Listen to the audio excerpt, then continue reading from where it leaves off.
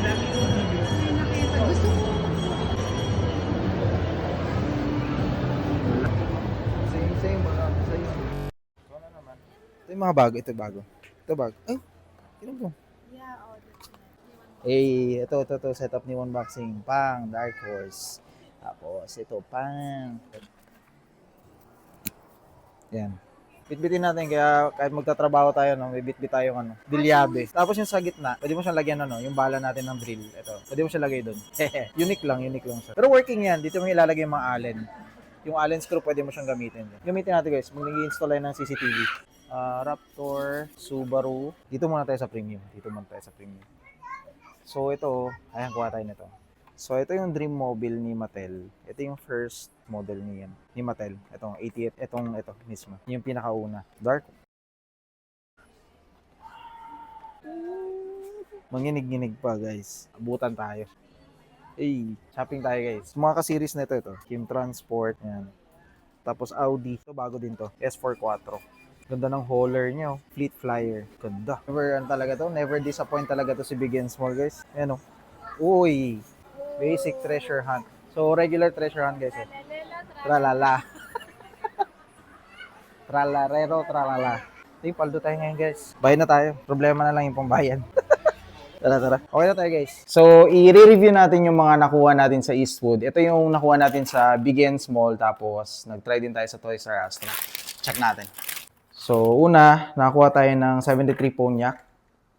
Nakakuha din tayo ng Ford Mustang Dark Horse. Kumuha tayo nito guys, yung speed driver. So, sa mga hindi nakakaalam, meron kasi itong tools. Ayan siya. May kasama siyang tools. Then, nakakuha din tayo guys ng, ito is, akala namin from Art Series. Ito yung Lane Lowrider. So, ayan siya. Jaguar na Mark 1.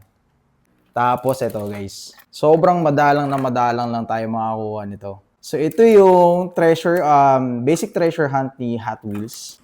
Kung makikita nyo, nandito yung markings ng treasure hunt sa baba. Tag-iisa lang to doon na pumunta kami. Then, syempre, to commemorate yung 80th anniversary ni Mattel, may naabutan pa tayong Mattel Dream Mobile. So, sa mga hindi nakakaalam, ito yung first ever model na ginawa ni Mattel. Mattel pa lang siya, hindi pa siya Hot Wheels nun. So, ito yun, itong model na to. Ito guys, nawala na kami ng pag-asa nito sa Ulis. Bang! FJ Cruiser.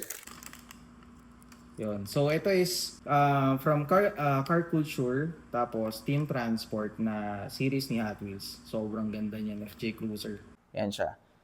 So, by the time na mapanood nyo itong video, meron pa nag-iisang stocks nito doon. Ito naman is sa Toys R Us. Bumili tayo ng Fast and the Furious doon na blind bag ni Fast and the Furious ni Jada. So, kung maalala nyo guys, sa previous natin, hinahunt pa rin natin yung Lycan. Ito. So, hinahunt pa rin natin hanggang ngayon. Pero positive na ako dito guys na parang ito na yun. And then last, yun. So, meron pa kaming naabutan guys na Lego minifigure ng Formula 1. Dalawa siya actually, yung isa meron na kami. So, yun, dagdag natin to. Kulang pa rin tayo of course ng Red Bull, tsaka Ferrari. So, yun lang sa ngayon guys. Ito na muna yung mga na-haul natin for this week. So, abangan nyo ulit yung mga susunod pa nating hunt. Marami pang i-release na cases si Hot Wheels for this year. So, sa ngayon yun lang muna. Happy hunting and God bless.